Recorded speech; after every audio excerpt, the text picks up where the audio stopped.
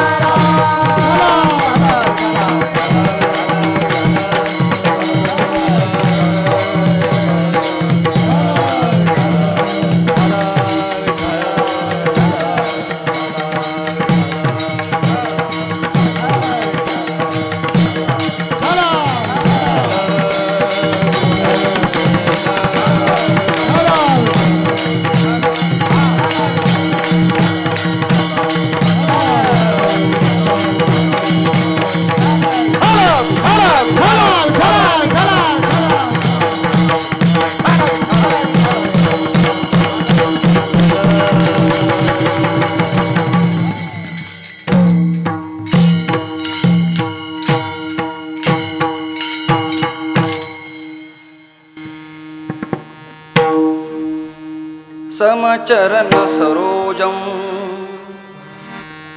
समचरण सरोजं, सान्द्रनीलाम्बुदाभं दाभं. जघननिहित पाणि मण्डनं मण्डनानां. तरुण तुलसी माला माला, कंधरं कज्जनेत्रं. सदय धवलहासं विठ्ठलं चिंतयामि. जयाची केल्या स्मरण, होय सकल विद्येचे अधिकरण. तेची वंदू श्रीचरण श्री गुरुचे ते नमस्कारोण्याता. कैलास राणा शिवचंद्रमोणी, फणींद्र माथा कारुण्य सिंधू भव दुःखहारी. तुझ वीण शंभो मज बोलतारी. कर्पूर गौरम करुणावतारं, संसार सारं भुजगेन्द्रहारं. सदा वसन्तं हृदयारविन्दे. भवं भवानी सहितं नमामि. मस्तक हे पायावरी, मस्तक हे पायावरी, मस्तक हे पायावरी, मस्तक हे पायावरी. या वारकरी संतांच्या, वारकरी संतांच्या, वारकरी संतांच्या.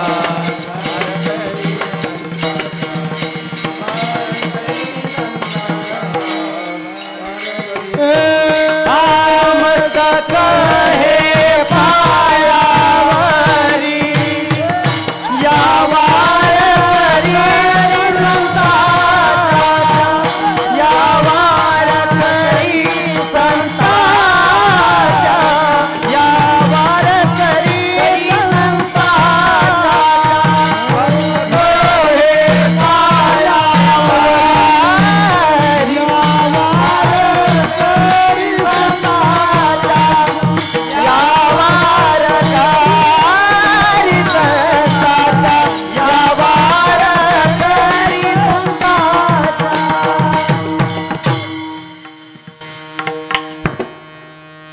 मस्तक हे पायावरी या वारकरी संतांच्या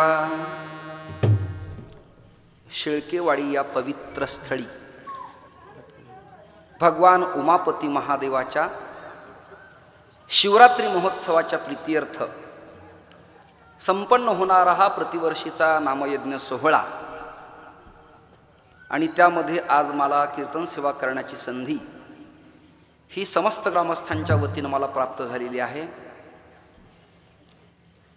महाराष्ट्रातील ख्यातकीर्त कीर्तनकारांची कीर्तन गेल्या 3-4 दिवसात आपण ऐकत आलो आहोत. त्यांचं तत्वज्ञान, अभंग मांडण्याची पद्धती, त्यांचं स्वरूप, त्यांचं द्रव्य हे सगळं गेल्या 4 दिवसात आपण अनुभवलेलं आहे. माझ्यावर कीर्तन करताना इथे काही आगळ्या वेगळ्या प्रकारच्या जिम्मेदाऱ्या आहेत आणि त्या जिम्मेदाऱ्या तुमच्या सगळ्यांच्या कृपेनं मला मिळाल्यामुळं मी त्या अत्यंत तेजस्वी, ओजस्वी, परखड, स्वच्छ आणि धर्मनिष्ठ आचरण करण्याचाच प्रयत्न करील. विठ्ठल विठ्ठल विठ्ठल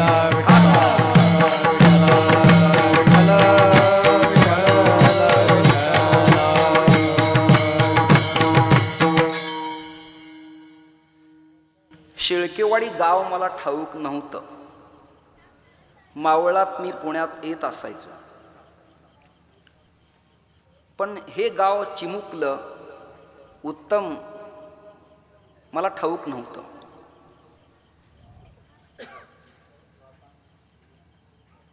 एका कविवर्याचं कवन मला आठवतं. आईल तटावर पैल तटावर हिरवाळी दाटून निळा सावळा झरा वाहतो बेटा बेटातून. या कवी मनाला साथ देणारं निसर्गाचं वातावरण या मुळशीच्या प्रभागात मला पाहायला मिळालं. आणि मला इथे कीर्तनाकरता सुरुवातीला ज्याने निमंत्रण दिलं ते माझे परमस्नेही, न्यायघटित वेदांत ज्यांनी पांत अध्ययन केला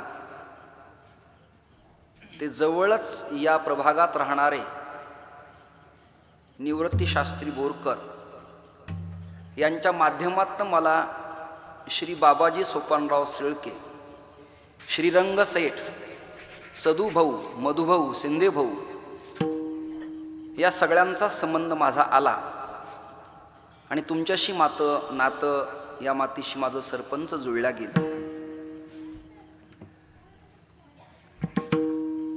संपत्ती, ऐश्वर्य, सुखदुःख या सगळ्या गोष्टी कमी अधिक प्रमाणात होत राहणार, पण संप्रदायातल्या कीर्तनकाराने त्याच्या सिद्धांताशी अबाधित आणि त्याच्या आचरणाला तडा न जाता जे मिळेल ते स्वीकारावं. जे मिळून आचरणाला, धर्माला तडा जात असेल ते त्यागावं. विठ्ठल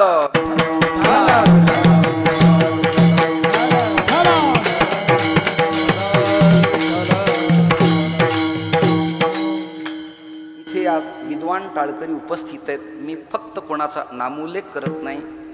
वादक, गायक, टाळकरी, मराठवाड्यातून बडबड करणारी ते आलेली लेकरं, अतिशय सुसंस्कारित असलेला तो वर्ग, त्या सगळ्याला मी अभिवादन करतो आणि माझ्या चिंतनाकडे मी वळतो. आज एकादशां विशेषेण केवलम द्वय भोजनम. आज आहे एकादशीचं व्रत. एकादशी व्रताचं महत्त्व ज्ञानेश्वरी पारायणामध्ये पूजनीय महाराजांनी सांगितलं, ते मी कान लावून ऐकत होतो. मी इथे केवळ कीर्तनकाराची भूमिका बजावत नाही. काकडा वेळेवर होतो का? कीर्तनानंतर हरिजागर भजन होतो काय? त्या भजनाला मी स्वतः जातीने येतो. गाथा भजनालाय मी या भागातनं चक्कर मारतो रोज नित्य. हरिपाठालाय मी रोज थांबलो. केवळ कीर्तन आणि प्रसिद्धी या लौकिक गोष्टीला त्यागून धर्माचरण काही करता येतं का, याकर माझा प्रकर्ष आणि जोर आहे आणि तो करता आला पाहिजे. काळाच्या ओघात खनकतोय आवाज. काळाच्या ओघात पुरोगामित्वाच्या नावाखाली आणि जातीयतेच्या नावाखाली संप्रदायात कीर्तनकाराचा चाललेला जो कलह आहे तो कलह अत्यंत भयावह, भयंकर, घातक, विषापेक्षाही भयंकर अशा स्वरूपाचा आहे. साक्षेपी स्टडी करणारे कीर्तनकार अपेक्षित आहेत, विद्वान कीर्तनकार अपेक्षित आहेत. कीर्तनकाराचं पत्रिकेत नाव झालं, महाराष्ट्रात त्याला मान्यता मिळाली म्हणजे ते विद्वान असतात, हा तुमचा माझा गोड गैरसमज. नीट ऐकून घ्या. कीर्तनकार कीर्तनाखेरीज, कीर्तनानंतर धर्मशास्त्र चर्चेच्या प्रांगणात बसवावा आणि मग घटपटादी माया ब्रह्माला प्रश्न उत्तर करून त्याने चितपट करावं आणि त्याच्यात ज्याने यशस्वी व्हावं त्याने स्वतःला कीर्तनकार धर्माचार्य म्हणावं. विठ्ठल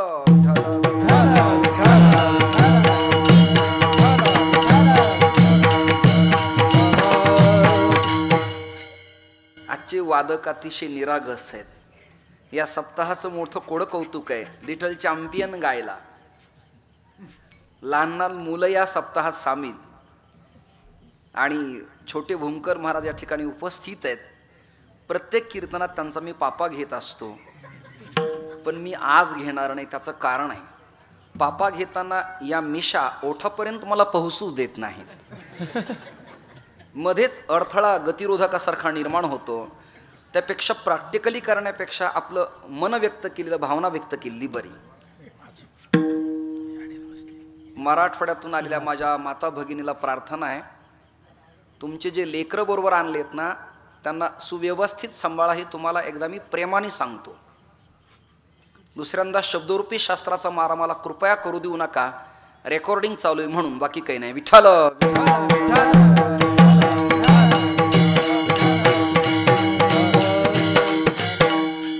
मराठवाड्याच्या परमार्थाला गालबोट लावू देऊ नका. भाऊसाहेब महाराज त्यांना सांगा समजून जरा. तुम्ही इथलेच आहेत का? मग नरड दाबा त्यांचं. इथलेच आहे, इथलेच म्हणल्यावर नरड दाबा. मी जिम्मेदार त्याचा.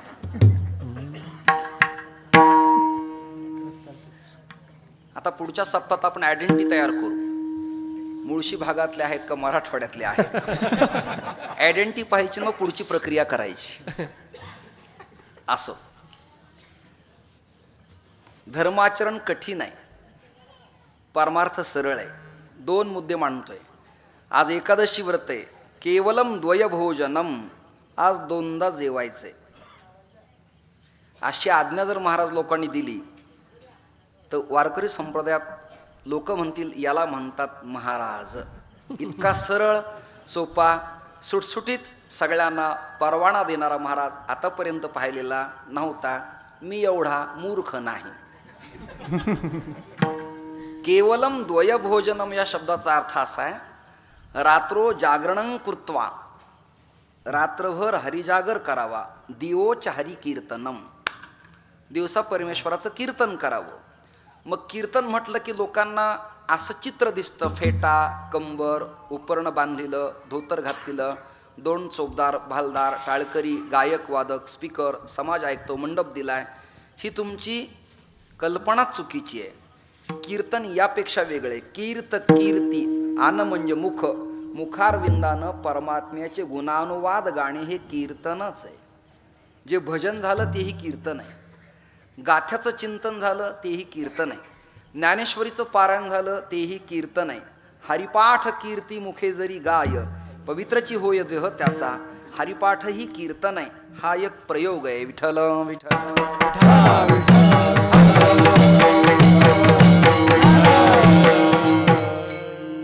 श्रीरंग भाऊ, मधुभाऊ, सदुभाऊ, त्याच्यानंतर त्याच्यानंतर पप्पू, ह्या सगळ्यांना मला धन्यवाद द्यायचा आहे की बाबाजींच्या मनात काय आलं कोणास ठाऊक आहे. बाबाजी सोपान शिळके, मी त्यांना सहज जागा मागितली. श्रीरंग भाऊ म्हटलं मला पुण्यात कुठेतरी आश्रम बांधायचा आहे, काही करता आलं तर पहा. हे पांडुरंग दाताळ आप्पाला मी म्हणालो, भूमकर अण्णाला मी ही गोष्ट म्हणालो, उद्धव गोळ्यांना ही गोष्ट म्हणालो, मारुतीराव कोकाट्यांना ही गोष्ट म्हणालो, शेखर भाऊ कुट्यांना ही गोष्ट म्हणालो. व्यापात कोणाच्या लक्षात राहिला असेल नसेल, पण न जाणं सगळ्यांच्याच कृपेनं बाबाजी आपुले सांगितले नाम, मंत्र दिला राम कृष्ण. त्यांनी बाबाजी आपलं नाव सांगितलं आणि या मुळशीच्या प्रांगणात सह्याद्रीच्या पर्वत शिखराच्या रांगीत मला रामकृष्ण हरीचा मंत्र दिला, साधनेसाठी जागा दिली, त्याचा सदुपयोग करण्याचा मी प्रयत्न करणार आहे. आज जमिनीचे भाव सिगेला पोहोचले त्या भागात. 8 अन् 10 अन् 4 अन् 3 लाख रुपये या ग्रामीण भागात त्याचा भाव आहे, त्याचा व्हॅल्युएशन आहे. त्यांनी 15 का 16 ती जागा मोजली नाही. एवढी मोठी विस्तीर्ण जागा या कंपाऊंडपासून ते त्या बांधापर्यंत आणि त्या घरापासून ते त्या टाकीपर्यंत एवढी जागा त्यांनी मला दिली. केवळ श्रीरंग भाऊ त्यांनी जागा नाही दिली, मधुभाऊ आणि सधुभाऊ केवळ जागा नाही दिली, 11 लाख रुपयाचं बांधकाम करून दिले. ते प्रत्यक्षात प्रॅक्टिकली तुम्हाला दिसते. बोले तैसा चाले त्याची वंदावी पाऊले. आता त्यांनी हे सगळं करून दिलंय, फक्त टिकणं हे माझं काम आहे. आता विठ्ठल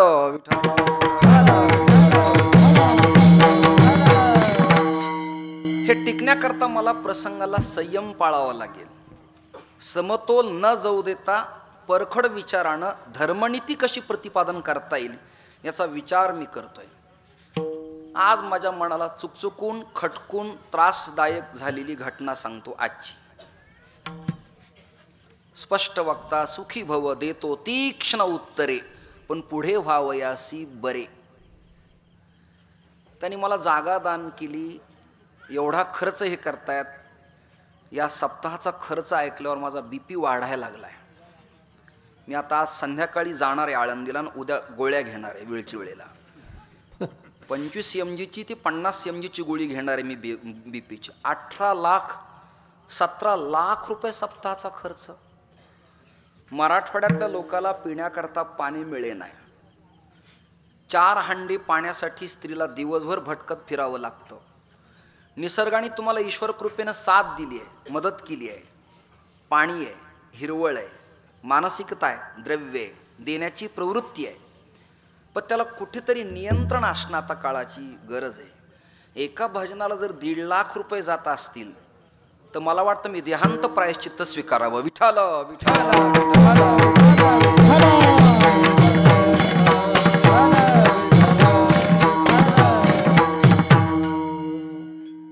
यातनं सामाजिक उत्थानाचं, आत्मकल्याणाचं, लोकात फेरबदल होणारं या द्रव्यातून काही करता येतं काय याचा विचार करणं आता काळाची गरज आहे. याचा अर्थ असा नाही की परमार्थ बंद करा, भजन करू नका, विद्वानाला गुणवानाला बोलू नका, असा फलकट आणि वाईट विचार मी मांडणार नाही. उलट जागतिक लेवलचे गुणवाणी इथं यावेत आणि त्याची प्रासादिक वाणी आणि हाताची नजाकत लोकांना कळावी. पण याचा अर्थ असा नाही रक्त पिपासूसारखं त्यांनी द्रव्य या गावातनं शोषण करावं आणि गाव कफल्लक व्हावं. द्रव्य आज आहे, उद्या नाही. जी संपत्ती आज आहे ती उद्या आपली साक्षीदार नाही, आणि उद्याचा जो काळ आहे तो आज आपला साक्षीदार नाही. मला एका नेत्याचं एक वचन आठवतं, कृपया त्याचं नाव मी घेत नाही. जीवनात कोणी कोणाचा अखंड मित्र नसतो.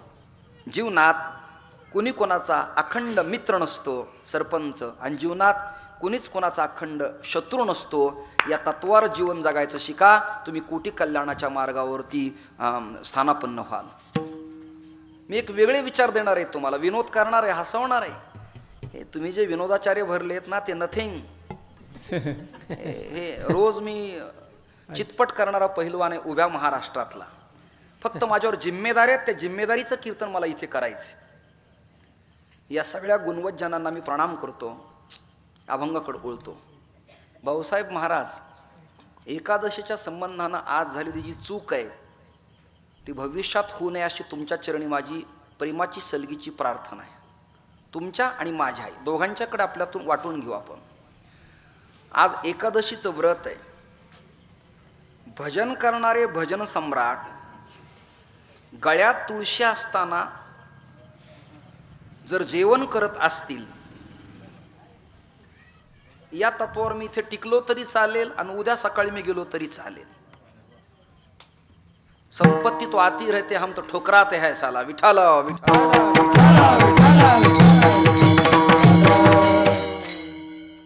मी कुंभात 52 कोटी रुपयाचं एका जगद्गुरूचं गेट पाहिलेला माणूस आहे. मी घरचा खूप भिकारी आहे, मी भिक्षापती आहे, पण विचारानं मी लक्षापती आहे.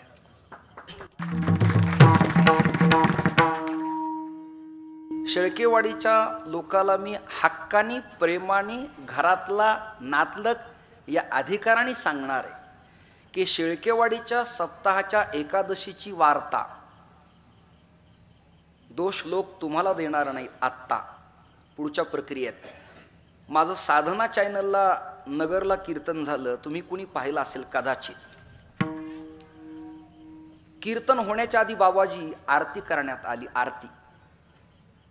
आरती होऊन गेल्यावर कीर्तन झाल्याचा आनंद मला मिळाला. लोकांचे फोन आले, चॅनलला कीर्तन झालं महाराज, तुम्हाला पाहिलं बरं वाटलं. कारगिलपासून काही जवानांचे फोन आले, माझं हृदय फुगून आलं. मी लोकांना SMS केलेत, माझं कीर्तन पाहिलं का, माझं कीर्तन पाहिलं का. कळत नकळत अहंकार कसा सतावतो त्याचा हा नमुना मला घडलेला. माझं कीर्तन पाहिलं का. 2 बलदंड वारकरी निष्ठावंत विद्वानाचे मला फोन आले. तुम्ही कुंभमेळ्याचे महामंडलेश्वर आहात, वारकरी संप्रदायाचे देशाचे केंद्रीय संघटक आहात, वारकरी संप्रदायाचे पायिक असून एक वक्ते आहात. चालू कीर्तनात आरती होणं हा चुकीचा मेसेज निरोप जर परप्रांतात गेला तर वारकरी संप्रदाय असा उलट्या खोपडीचा आहे काय, अशी उलटी सुलटी चर्चा होईल. त्याला तुम्ही जिम्मेदार आहेत. मी कानं पकडले, तसं मी क्षमा मागतो. मला कालपासून कळलं नाही, आजही सकाळपासून मला कळलं नाही. अन्नदान करणाऱ्या गावकऱ्यांचा काही दोष नाही. हा सगळा अनुराग माझ्यावर घेतो, हे सगळं पाप माझ्यावर घेतो. आज इथे फराळाबरोबर जेवण्याच्या पंक्ती उठल्या, याचं दुःख मला वाटलं. एकादशीचं अन्नपान मी प्रमाणाने बोलतोय, याच्यात एकही प्रमाण चुकीचं असेल तर मी त्याग करील त्या पदाचा. एकादशीचं अन्नपान पुढे महाराज, जे नर करीती भोजन श्वान विष्टे समान अधम जनते एक. श्वान म्हणजे कुत्रा, कुत्र्याने केलेला विधी खाल्ल्याचं पाप तुम्हाला लागलं सगळ्याला. विठ्ठल विठ्ठल.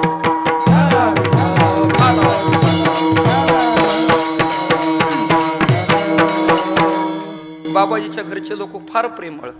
मला सारखं नवनाथ म्हणायचं फराळ करा, शिंदेभाऊ म्हणायचे फराळ करा. मी म्हणून मला नाही करायचा फराळ. त्यांची गडबडी वेगळीच, फराळ करा कीर्तनाची सोय होईल. अरे मला नाही करायचा फराळ का, इथे अन्नाचे शीत सांडलेत ना. माझ्या 12 एकादशीच्या व्रताचं पाणी फिरतं. मी केवळ प्रसिद्धीच्या पाठीमागं फिरत नाही, मी व्रतस्थ जीवन जगणारा सनातनी आहे. विठ्ठल विठ्ठल.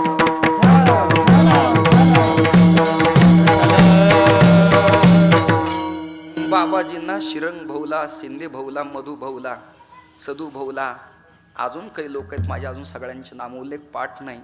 मी कळकळीची हात जोडून विनंती करणार आहे, प्रार्थना करणार आहे. नातलग असू, सगा असू, सोयरा असू, महाराज असू, गायक असू, TV स्टार असू, नाही तर राष्ट्रपतीचा बाप असू, आजच्या दिवशी फक्त उपवासच करायचा. आपण आपल्या धर्मपीठाला, या मंदिराला लाजीरवाणी गोष्ट होऊ द्यायची नाही, एवढी तुमच्या चरणी माझी प्रार्थना आहे, बाकी काय नाही. आता काय होईल माहिती का, सगळा पैसा गावकरी खर्च करतात, त्याच्यात माझा 1 रुपया नाही दादा. मी फक्त गुळाच्या गणपतीला एखाद्या व्यासपीठावर बसवावं तसं मला ते खुर्चीवर बसवतायत. पण लोक आपल्याच चर्चा करताना अशी करतील का, हो त्या सप्ताहाला तर मार्गदर्शक ते महामंडलेश्वर, सगळ्या जगाला धर्मनीती सांगणारे अमृत महाराज इथे येतं आणि लोक खुशाल जेवले. आपल्यातलेच लोक आपल्या हाताने काडी टाकून आग लावतील म्हणून. विठ्ठल विठ्ठल.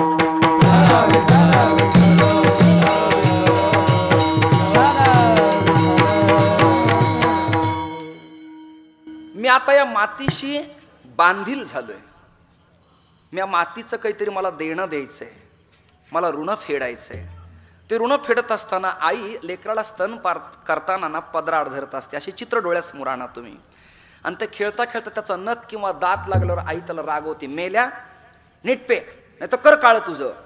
या बोलण्यात तिच्या लेकराच्या प्रती अनुराग आहे, प्रेम आहे. 2 मिनिटांनी पुन्हा म्हणते, पिल्ल्या भूक लागली का रे तुला, चल तुला मी स्तनपान करते. तसं मी बोलत असताना आईच्या लेकराच्या नात्याने बोलतो, कृपया तुम्ही सगळेजण वेगळा अर्थ लावू नका. ही तुमच्या चरणी माझी प्रार्थना आहे.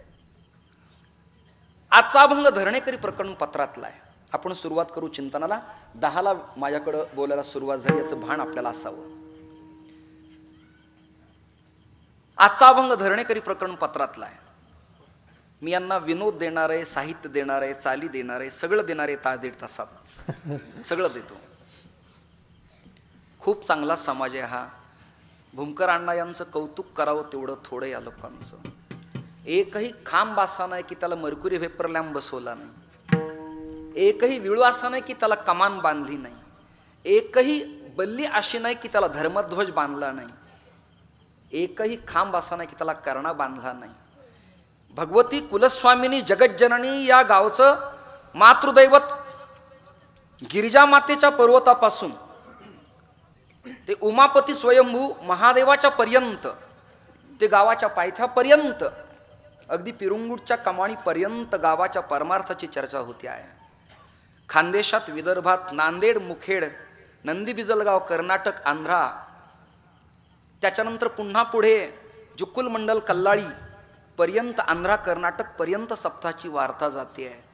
तो सप्ताह एवढा रेखीव चोखीव व्हावा. तुमच्या संपत्तीला तर मी नमस्कारच केलाय, फक्त त्या संपत्तीला आता संस्काराची अपेक्षा आहे. विठ्ठल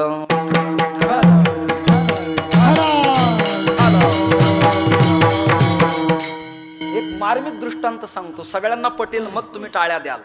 एक मूर्ती घेणारा पंढरपूरला आला. 4-5 जणांनी गाडी केली. पूर्वी ग्रामीण भागातले लोक पंढरपूरला जायचे, मूर्ती आणायची.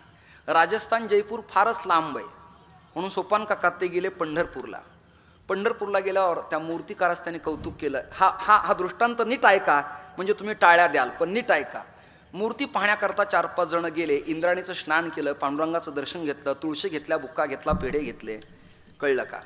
आपापल्या महाराजांना, फडकऱ्यांना दर्शन घेतलं. परतीच्या प्रवासाला जाताना मूर्तीवाल्याकडे आले. मूर्ती तयार आहे का? म्हटलं ही काय? ही बांधून ठेवली. म्हटले बांधून नको, मूर्ती रिकामी करून दाखवा. तडा गेलाय का? शिर आहे का? खराब आहे का? पाणी शोषण करते का? नाक टिचलेलं आहे का? डोळे टपोरे आहेत का? हे सगळं पाहण्याकरता चिकित्सक लोक गेले.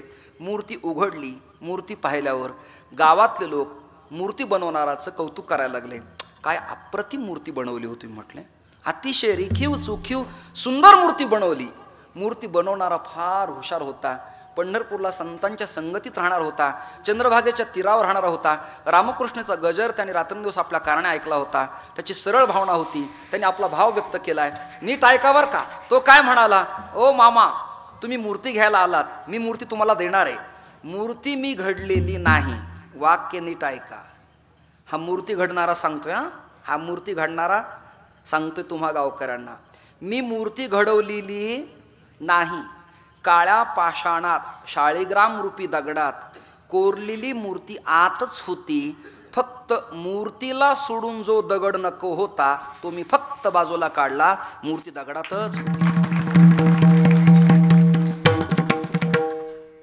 परमार्थ आणि द्रव्य गावात पहिलंच आहे. फक्त मूर्तीला अडथळा करणारे जे दगडाचे अवशेष भाग आहेत तेवढे फक्त बाजूला काढले की मग धर्मरूपी मंदिराचा पाया शेळकेवाडीत बसून महाराष्ट्राला वेळ लागावं असं काम या मातीत होईल याचं भान आणि शेळकेवाडीच्या तरुणांना, महिला भगिनींना मी धन्यवाद देतो. कोणाचं नाव घेऊन मी तुमचा वेळ डिस्टर्ब करत नाही. मी बाबाजींच्या घरी रोज गोष्ट पाहतो.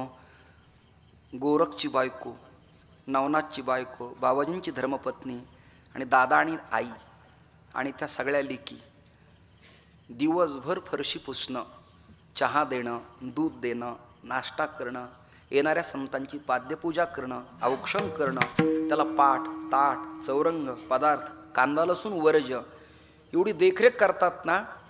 मी उमापती महादेवाला प्रार्थना करणार आहे की शेळकेवासी ग्रामस्थ तरुण स्वयंपाकापासून त्या चटई टाकणारे, वर्गणीपासून ढोल वाजवणारे आणि थेट चहा पाण्यापासून ते अगदी पखवाजाची कणिक तिमणारापर्यंत सगळ्यांना देवाने आरोग्य ऐश्वर्य द्यावं आणि त्यांचं कोटी कल्याण करावं हीच त्या नारायणाच्या चरणी प्रार्थना आहे. आजचा अभंग आहे धरणेकरी प्रकरण पत्रातला. हा अभंग निर्माण झाला कसा? संशोधन, चिंतन, अभंगाची स्पष्टोक्ती, संदर्भ, पुढे स्पष्टीकरण. व्याकरणाचे काही नियम आहेत ना, आधी संदर्भ पुढे स्पष्टीकरण मुद्दा मांडलाय. गोविंद गोविंद मना लागलिया छंद. हा अभंग तुकोबाऱ्यांनी लिहिण्याचं कारण काय असावं ही पूर्वपीठिकाच मांडत नाही. 4 दिवस झाले मी पाहतो. विठ्ठल विठ्ठल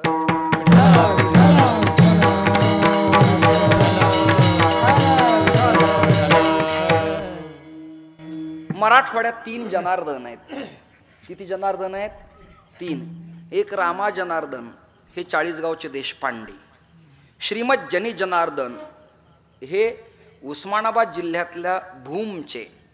यांची समाधी बीड शहरामध्ये हे आदिलशहाच्या दरबारात कचेरीत कारकून होते. आणि तिसरे एक जनार्दन आहेत, त्यांचं नाव आहे केवळ जनार्दन. नीट ऐका वाक्य, केवळ जनार्दन. त्या केवळ जनार्दनाला पैठणातील एका शरण गेल्यामुळे उपाधी लागली, नामकरण झालं एका जनार्दन. ढ शब्द नाही बरं का, द दौतीचा जनार्दन. हे 3 जनार्दन आहेत. कृपया आपापले लेकरं शांत करा. एक 10-20 मिनिटात आपण कीर्तन आटपूया. हे 3 जनार्दन आहेत. आम्ही जे त्याच्यानंतर श्री जनी जनार्दनाचं मंदिर आहे बीडला. थोडंसं ऐकायला कंटाळवाणं होईल, तुम्हाला विनोद सांगणारच आहे, तुम्हाला हसवणार आहे मी, तुम्ही शंकाच घेऊ नका काही. पण मला बेस पाया पक्का करू द्या. तुम्ही नवनाथरावाला विचारा, मंदिराचं घराचं बंगल्याचं बांधकाम करताना पाया मजबूत अपेक्षित आहे. एकदा RCC सिमेंट लोखंड खडी पाणी भरपूर पायाला मिळालं की वरच्या स्लॅबला तडा जात नसतो. त्यामुळे पायाभरणी सोहळा पक्का करतोय. कधी कधी बांधकामवाल्याचं अख्खा पैसा द्रव्य मेहनत पायातच जाते. कदाचित माझं कीर्तन पायातच जाण्याची शक्यता नाकारता येत नाही. विठ्ठल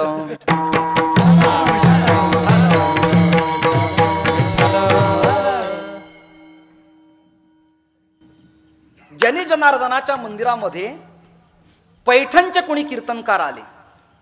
पैठणचे कोणी कीर्तनकार संशोधनात अभ्यासात आतापर्यंत मला मी प्र.ल. गावडे, प्रण जोशी, विजय भटकर, शंकरराव चतुरकर, लहरा पांगर, गप प्रधान, महिपती अनेकांचे संशोधनाचे ग्रंथ वाचले. आणि क्षमा मागून सांगतो मी मंगेशराव शास्त्री महाराज सगळ्याच लोकाला क्षमा मागून सांगतो, मी केवळ कीर्तनकार बुवा नाही. MA फिलॉसॉफी तत्वज्ञान माझ्या संशोधनाचा विषय. बॅचलर ऑफ नॅचरोपॅथी यौगिक सायन्स हा माझा अभ्यासाचा विषय. गांधर्व महाविद्यालयाच्या संगीताचे धडे हा माझ्या अभ्यासाचा विषय. हिंदी पंडित माझ्या अभ्यासाचा विषय. कळलं का? आणि आत्ता पुन्हा याही वयात अर्ध्यावर असताना मी पुणे युनिव्हर्सिटीत जगद्गुरु तुकोबारायांच्या अद्वैत तत्वज्ञान नावाच्या PhDचा प्रबंध सादर करतोय. विठ्ठल विठ्ठल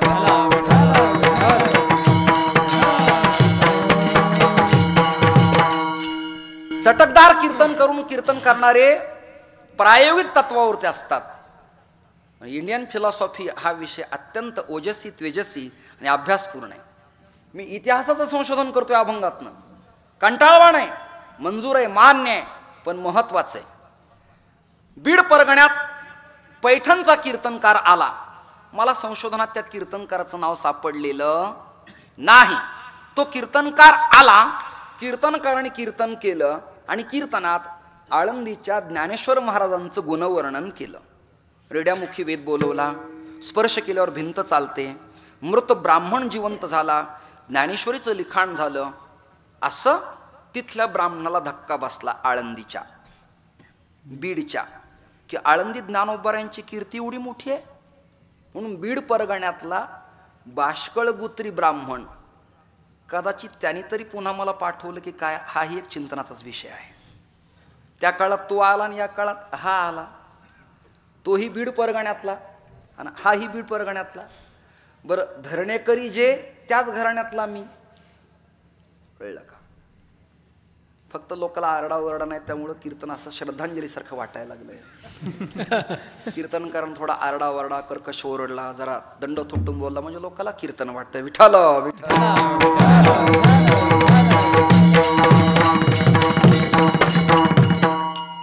बीड परगण्यातला ब्राह्मण आळंदीला आला. अगदी थोडक्यात सांगतो. आळंदीला आल्यावर आळंदीच्या ब्राह्मणांनी बीडच्या ब्राह्मणाला अजिबात प्रेम दिलं नाही. मी पश्चिम महाराष्ट्रात येऊन तुमच्यावर एक घणाघाती हल्ला करत आहे, तुमचंच खाऊन. तुमच्याकडून शिल्लक राहिलेल्या ज्या फॅसिलिटीज असतात त्या मराठवाड्याला शक्य झालं तर मिळतात. परमार्थापासून राजकारणापर्यंत इकडं जमिनी पाणी पिऊन जेव्हा तृप्त होतात तेव्हा उरलेलं पाणी तिकडं येतं. प्रवरेचं, कृष्णेचं, ते द्यायचं का न द्यायचं हे नगरला ठरवण्यात येतं. आणि कदाचित पाणी सुटलं तर ते नदी नदीत मुरत जातं. फक्त पैठणला माती ओली पाहायला मिळती, पाणी खालून निघत नाही, डोळ्याचंच गाळावं लागतं. अशा अवस्था जन्माला आली आहे. राजकारणात सुद्धा पश्चिम महाराष्ट्र निर्णय घेईल तो विदर्भाला मराठवाड्याला शिरसावन्य मानावा लागतो. आजही इकडचा गवई पुण्यात आला की तो मराठवाड्यातल्या लोकांना वेड्यात काढतो. कीर्तनकार पुण्यात राहिला की तिकडच्या लोकांना वेड्यात काढतो. वसंतराव देशपांडे लातूरवरून जेव्हा पुण्यात आले तेव्हा पुण्यातल्या गायकांनी त्यांना वेड्यात काढले. हे कपडे लत्ते झब्बा घातलेला, हातात सिगारेट, हा पागल माणूस काय गाणार आहे. वसंतराव म्हणाले, तानपुरात देऊन बघा ना, काही आला प्रयत्न करतात आम्ही करतो. आणि जेव्हा मग अण्णा लागे कले जेव्हा कटार गायलं ना तेव्हा यांच्या सगळ्यांच्या काळजाला कटार लागली. आणि मग म्हणले, गाना कैसा होना जैसी जल पर मछली तरती है वैसा, यानी पती आला घराणा. आणि मग धक्का बसला.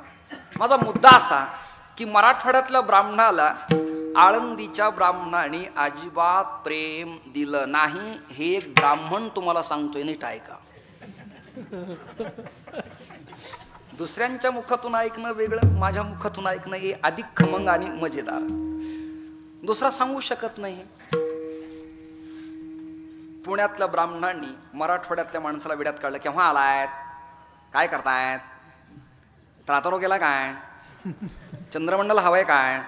आता हे कॉड लँग्वेज आपल्याला कळत नाही. चंद्रमंडल हवंय काय, चंद्रमंडल म्हणजे भातात तूप हवंय काय, कळतं आपल्याला. काय भोजनानंद त्रातारो गेलाय काय, त्रातारो म्हणजे विश्रांती घेतली काय, हे कळत नाही. आता तोही मराठवाड्यातला, मी बिचारा ग्रामीण मराठवाड्यातला, दाढी अशी कर्कश, घाण राहणं सगळं गच्चाळ. तो आला मराठवाड्यातला ब्राह्मण. आळंदीच्या लोकांनी त्याला डॉमिनेट केलं, वेड्यात काढलं, हसले, उपहास केला. त्याला तिथे काही थांग पत्ता लागेना. थोडक्यात सांगतो धरणीकरी प्रकरण. तो ब्राह्मण आळंदी सोडली आणि दिहू गावी आला. त्या काळात दुर्गादेवी नावाचा दुष्काळ पडलेला या प्रभागामध्ये.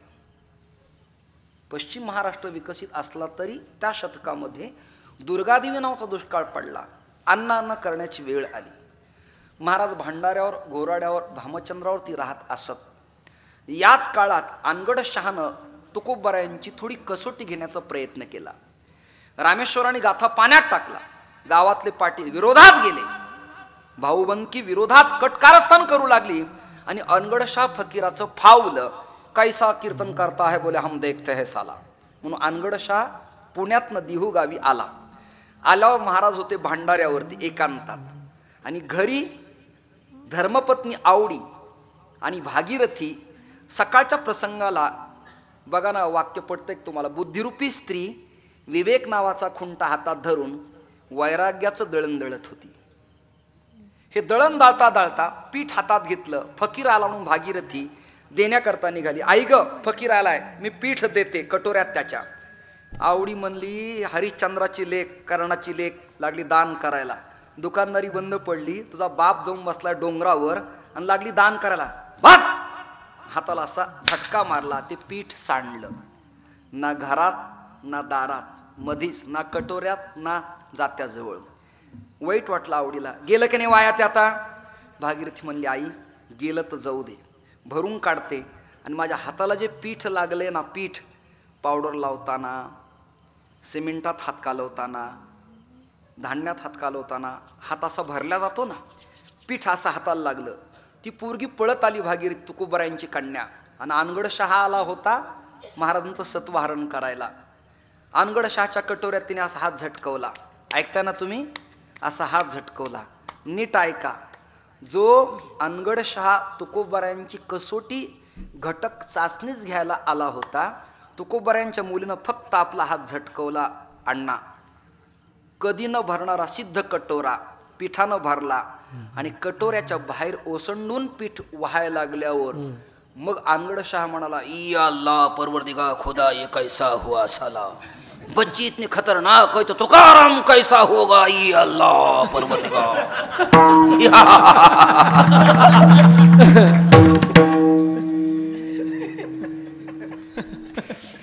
1989 डॉक्टर रामचंद्र देखणे इथे येणार आहेत उद्या परवा. 1989 पुण्यात मी स्वतः, चंद्रशेखर गाडगीळ, रामभाऊ कदम, दिलीप कुंटे, अनुपमा सहस्रबुद्धे, रशिका एकबोटे, डॉक्टर विकास काशाळकर, मी 89 साली मुजरा लोककलेचा नाटकात पुण्यात काम केलेला एक माणूस आहे. विठ्ठल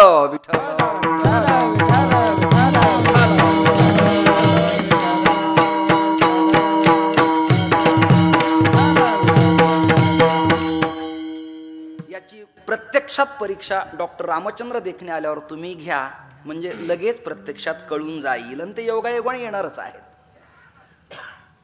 आता आपण धरणेकरी प्रकरण थोडं थांबूया. आनगडशहाची ही कसोटी झाल्यावरती बीड परगण्यातला ब्राह्मण दिहू गावी आला. जसा मी शेळकेवाडीला आलो तसा. कृपया मी ब्राह्मण नाही आत्ताच्या स्थितीला. त्याचं कारण आहे, विधिवत माझी कुंभात मंडलेश्वर पदाची दीक्षा झाल्यामुळे मला जोशी आडनाव लावण्याचा अधिकार नाही. हे ज्यांना ज्यांना कळत नाही ते लिहितात आणि ज्या बुवांना कळत नाही ते जोशी महाराज म्हणतात. एवढं ज्यांना कळत नाही ते. विठ्ठल मी प्रश्न विचारतो, बाबाजींच्या बाईचं लग्न झालं आणि ती मुलगी पुण्यात दिली, तिचं आडनाव शेळके राहील का तिकडचं होईल? बोला. कुलधर्म कुलाचार या गावातलं राहील का त्या गावातलं राहील? राहणं खाणं पिणं वागणं बोलणं संस्कार तिकडचे राहतील का इकडचे राहतील? म्हणजे लग्नानंतर परिवर्तन झालं, तिला तिकडच्या पद्धतीने वागावं लागतं. तसं आतापर्यंत मी होतो ते ठीक आहे. 2002ला महंताई मिळाली, पण अण्णा 2013च्या कुंभात मला महामंडलेश्वर पदावर अभिषिक्त करण्यात आल्यामुळं पीत वस्त्र धारण करून माझा जोशी पदाशी तिळमात संबंध शिल्लक राहिलेला नाही. न धर्मो न चार्थो न कामो न मोक्षः पिता नैव मे नैव माताच जन्म न बंधुर्न मित्रम गुरुर्नैव शिष्यः चिदानंद रूप शिवोहम शिवोहम. विठ्ठल विठ्ठल. हो, बीड परगण्यातला ब्राह्मण आळंदीहून दिहूला आला. ब्राह्मण असतो, शरीर स्थूल झालेलं, चोपडं खाल्लेलं, अगदी ग्लास ग्लास दही जर मिळत असेल इथं ताजं, ऐकताय ना, तर हा बीड परगण्यातला ब्राह्मण स्थूल होणारच. साखर टाकून 2 ग्लास दही जर बोट टाकताना सुद्धा बुडत नाही एवढं घट्ट मिळत असेल तर शरीर स्थूल होणारच ना त्याचं. म्हणजे जेवण झाल्यावर सुद्धा साबणीने हात धुतला तरच चोपडं जातं. एवढं चोपडं इथं असल्यावरती अन्य ठिकाणी फिरायची गरजच नाही ना. अन्य ठिकाणी फिरायची गरज नाही.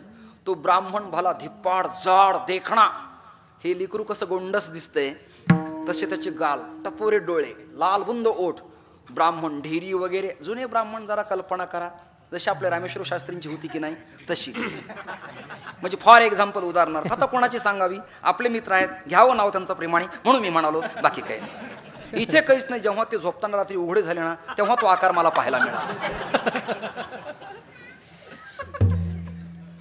मी तर म्हणालो ही सह्याद्रीची रांग आहे की काय कोणास ठाऊक आहे. हे मार्मिक पण कीर्तनातलं कळलं पाहिजे. दृष्टांत असे गचाळ आणि खालचे लेवलचे नसावेत. विठ्ठल विठ्ठल. तो ब्राह्मण दिहू गावी येऊन गावात लोकांना विचारलं, का हो तुकाराम महाराज इथं राहतात का? गावात लोक गाव लेवलला महाराज लोकाला मानत नसतात. मामे स्थळ, सासूरवाडी, जन्मगाव या 3 ठिकाणी महाराज लोकांनी प्रतिष्ठेची इच्छा जीवनात कधीही करू नये, कधीही करू नये. आमच्या उमरूभाई मुसलमानाचा अहमद नावाचा पोरगा आहे. मी कुंभमेळ्यावर गेलो, कपडे फिपडे लोकांनी वाद्य लावलं, रांगोळी काढली, घराच्याने औक्षण केलं. ते मला काय म्हणला, अय अहमद कब आया रे तू? म्हणलं आबा आया. गाव लेवलला काय असतं. तुळशीदास महाराजांचं रामायण घेऊन काशीत लोक नाचत होते. कुठं कुठं काशीत. तुलसी रघुनाथ गाथा भाषा निबंधमती मात नव्हती. केवढं रामायण चांगलं आहे म्हणाले काशीतले विद्वान. तुळशीदासांना 12 वर्षांनी वाटलं की आपल्या जन्मगावी जावं.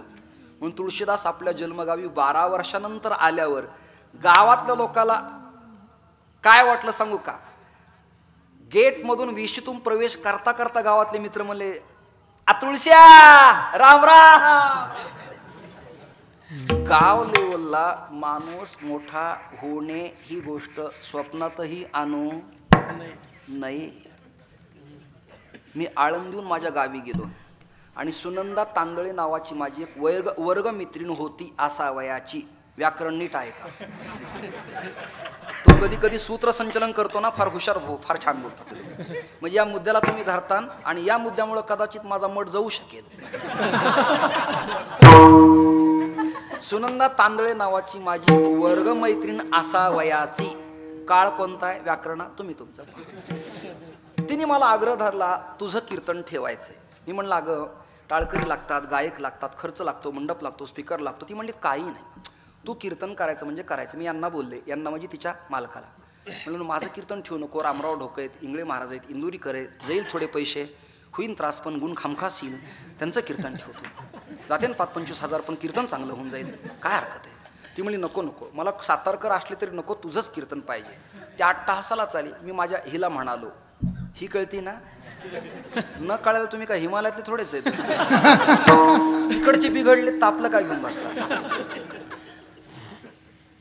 आमची ही तिला मी विचारलं अगं आग शब्द नीट ऐका. जमलं तर प्रपंचात प्रेम नाही तर आग आग कळतंय ना.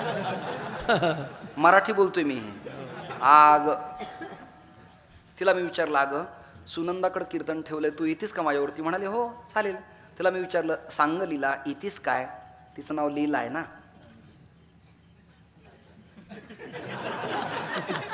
मराठी का पता चलता है ना आप लोगों को. सांग लीला येतेस काय. ती म्हणाली हो य. मी माझी प्रीमियर पद्मी नावाची जुनी गाडी होती मला अण्णा. गाडी अशी होती कीर्तनाला गेल्यावर लावतानाच उताराला लावायची आणि चोपदाराला म्हणायचं पुंडली कवरदा हरी विठ्ठल. चालू ही व्हायची आणि हात लावल्याचं त्यांना समाधान वाटायचं.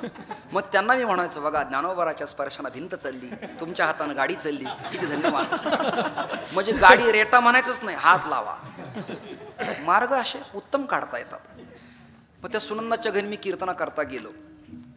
मंडप टाकला स्टेज केलं तिने. हे स्टेज वगैरे आत्ता निघाले महाराज. पहिले रामायण नव्हते, भागवत नव्हते, गाथा पारायण, काकडा आरती, कीर्तन, हरिजागर, भजन एवढंच. कीर्तना करता गेलो आणि तिने वास्तुशांतीचं कीर्तन म्हटलं खोटं बोलू नये पाप करू नये. खोटं बोलणं महापाप आहे. चोरी करणं त्यापेक्षा महापाप. तिला चालू कीर्तनात प्रेम थांबवेना. गाव लेवलला काय किंमत असते हे बोलतोय मी. तिला प्रेमच थांबवेना. चालू कीर्तन तरी म्हणजे गप्प बैस मेल्या चोरी करू नको चोरू नको माझा कंपास तू चोरला होतास. बरी वस्तुस्थिती आहे. मी तिचा कंपवा चोरला होता. ही एवढ्या लोका देखत मी कबुली देतोय. मग काहीने मला विचारलं तिचा कंपास चोरण्याचा हेतू नेमका काय तुमचा होता. मला कर्कट खोडरबड सस्पेन्शल चोरण्या इतका भिकारी मी अजिबात नव्हतो. त्या कंपासमध्ये तिचा छोटासा फोटो होता म्हणून मी कंपास चोरला होता.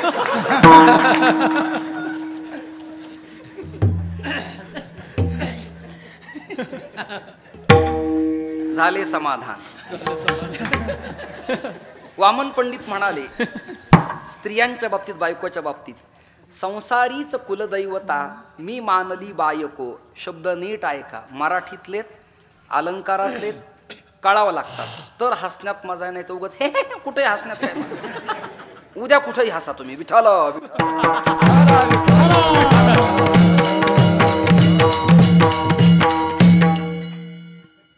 संसारीच कुलदैवता मी मानली बायको. ऐकताय ना. तुमच्या चेहऱ्यावरचे भाव रिस्पेक्टिव्ह दिसले पाहिजेत. मला रिस्पॉन्सिबल दिसले पाहिजेत. तुमचे चेहरे खुलले पाहिजेत. एवढ्या मोठ्या लक्कप्रकाशात जर तुमचे चेहरे खुलत नसतील तर तुमच्यावरती अँटीबायोटिक किंवा कीटकनाशकांचा फवारा करणं माझं काम आहे. आणि उंच ओट्यावरनं प्रत्येक रोप मला दिसतात. मी एकाही रोपावरती रोग पडू देणार नाही. फवारणी करणार, फवारणी करून रोपं सुकले तो उपटणार आणि बांधावर फेकून देणार, हा तिसरा उपाय. संसारीच कुलदैवता मी मानली बायको. ऐकताय ना, ही मीच नाही, हे सगळे तुम्ही याच्यात यादीत बसतात. संसारीच कुलदैवता मी मानली बायको, आज्ञेने तिच्याच वागलो, आज्ञेने तिच्याच वागलो, ती आयको नायको बायको.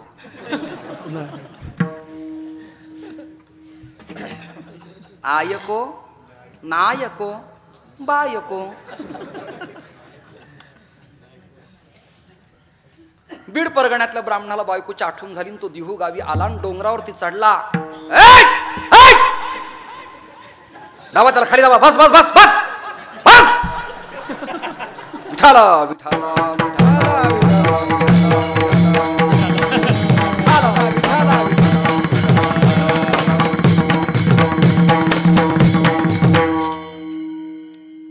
भाऊ, ह्या पुण्यातल्या लोकांना माझा चांगला परिचय आहे आणि माझे टाळकरी तर महाराज लोक उभ्या महाराष्ट्रात माझी ख्याती आहे.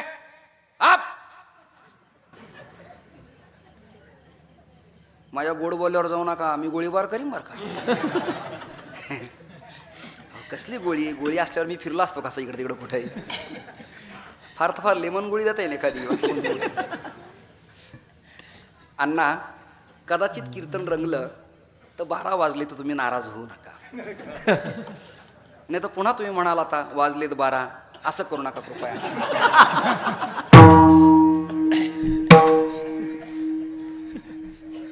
बीड परगण्यातला ब्राह्मण दिहुला आल्यावर महाराजांना आनंद वाटला. अतिशय संक्षिप्त पण सूत्रबद्ध सांगतो. बीड परगण्यातला ब्राह्मण पाहिल्यावर तुकोबरायांना आनंद वाटला. पुणे जिल्ह्यातले ब्राह्मण आपल्यावरती प्रेम करत नाही.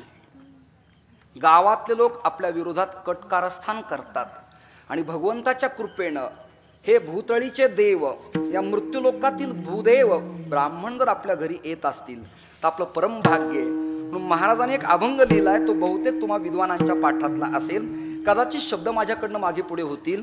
द्विजा पाचारोणी करित्यांचे पूजन, देई ओ दान यथाविधी. द्विज ब्राह्मण पाचारणी बोलावणी करी त्यांचे पूजन. आवडीला बायकोला पत्र तुकोबराने डोंगरावरनं पाठवलं. आवडी म्हणाली दुकानदारी बंद पडली आहे. तुकाराम सेठ म्हणणारे तुक्या म्हणायला लागलेत आणि आता मी यांना काय देणार. तो ब्राह्मण अट्टहासाला आला, तुम्ही मला काही दिल्या विना मी हलणार नाही. बरं, ब्राह्मण काही तसा गरीब नाही, तो बाष्कळ गुत्री आहे. पूर्ण धारूर तालुक्याची संपत्ती त्याच्या नावाची बीड जिल्ह्यातली. देशपांडे निरंतर पदक्रम जटाघन माला शिखाध्वज, वेदातला जाणता, शास्त्रातला जाणता, विद्वत्रत्न तो ब्राह्मण आळंदीला आला. आळंदीहून दिहुला आला. तुकाराम महाराज म्हणाले, काय ज्ञानेश्वरी उणे तीही पाठविले धरणे. काय आळंदीला कमी म्हणून धरणं धरलंस माझ्या दरवाजात. मग धरणं धरणाऱ्या ब्राह्मणाला तुकोबरायांनी अभंग लिहिले 12. काही ठिकाणी संशोधनात 11 अभंग आहे. 12 अभंग तेजोनिया फळ. 12 अभंगाचं पत्र दिलं. 12 अभंगाचं पत्र दिल्यावरती तो ब्राह्मण दुर्दैवी, त्याने ते पत्र घेतलं तसंच परत माघारी दिलं. महाराज त्याला म्हणाले, परी पाही बीज शुद्धांगी. पुन्हा ते पत्र घेतलं लखोटा आणि त्या ब्राह्मणाने ते पत्र घेऊन आळंदीला सुवर्ण पिंपळाच्या खाली बसून त्या अभंगाचं पठण केलं, चिंतन केलं, निधिध्यासन केलं, त्याचा अभ्यास केला, त्या गाथेच्या अभंगाचं पारायण केलं. त्यातला त्याला पहिला अभंग कोणता दिसला? पहिला अभंग कोणता दिसला?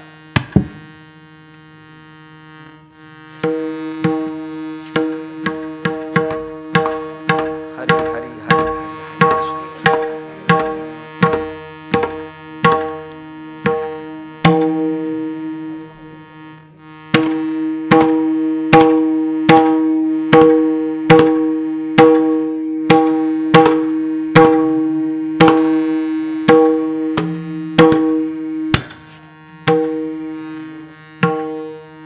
जयाची ये द्वारी सोन्याचा पिंपळ. जयाची ये द्वारी सोन्याचा जयाची ये द्वारी सोन्याचा पिंपळ.